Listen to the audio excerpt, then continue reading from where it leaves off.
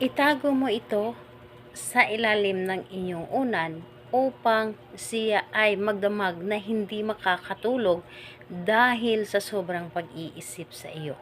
Hello mga guys, kumusta kayo? Panibagong araw, panibagong video na naman tayo. And sa araw na ito ay isa na namang video ang aking tuturo sa inyo ng simpleng gabay o simpleng pamamaraan na makakatulong sa atin. At bago ang lahat, gusto ko lang mag-disclaimer sa mga taong hindi naniniwala at hindi gusto ang mga kagaya nitong video. Please skip this video and maghanap kayo ng videos na gustong gusto nyo dahil ang video na ito ay para lamang ito sa mga taong naniniwala and gusto mag-try.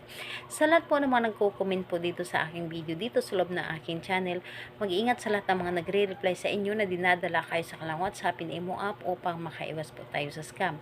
Ngayon po, ituturo ko sa inyo paano siya hindi makakatulog dahil sa laging pag-iisip sa iyo.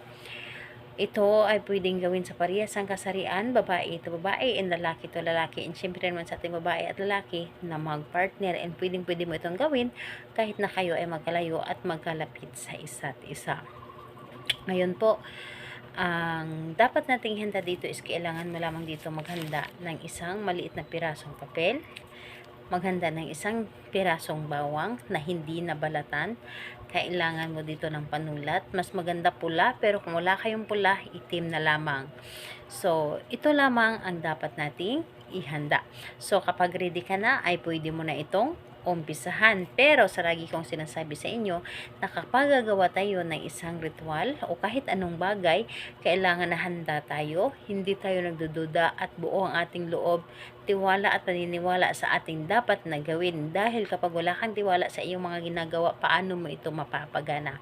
So, ngayon, kapag ready ka na, pwede mo na itong umpisahan.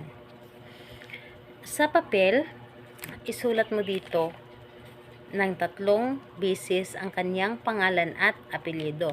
Pangalan at apelyido ng inyong target. So, kailangan na totoong pangalan niya ito at apelyido at hindi ito palayaw. Totoong pangalan po.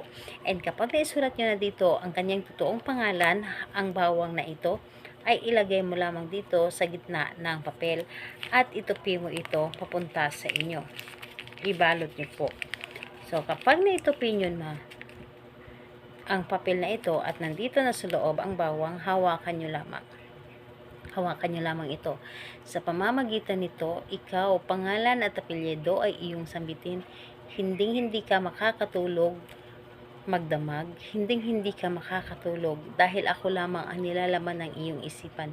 Hindi ka makatulog dahil ninanais mong makatabi ako. Hindi ka makakatulog dahil ninanais mo na makasama o makausap o makita ako. Lahat na po ay pwede niyong sabihin dito. Dapat ay positive lamang ang inyong mga sinasabi at hindi ito negative. Dapat po ay buo ang inyong mga paniniwala and with feelings ang inyong mga sinasabi. Yung iniisip ninyo na ito talaga ay gagana. So, ayun po, kapag naisabi nyo na dito lahat-lahat, ang gagawin po ninyo is ang papel na ito, ilagay po ninyo ito sa ilalim ng inyong unan. And hayaan ninyo ito ng 3 araw. And bago kayo matulog sa gabi, yung unan nyo po, hampasin ninyo ng 3 ulit. Hampasin ninyo ng inyong kamay, 1 pangalan apelyido, 2 pangalan apelyido, 3 pangalan apelyido. Hampasin nyo po. And pagkatapos nun, sabihin ninyo, hindi ka makakatulog dahil labis mo akong pakaisipin. So, kailan ito pwedeng gawin? Napakaganda dahil kahit anong araw at oras pwede mo itong gawin. Kahit na bago kayo matulog, pwede ninyo itong gawin. Basta, nararamdaman po ninyo na para bang hinihila kayo na gawin ninyo ito. So, ayun po, the best itong gawin kapag kayo ay magka-LDR. Salamat po sa inyo. Bye-bye everyone. God bless us all.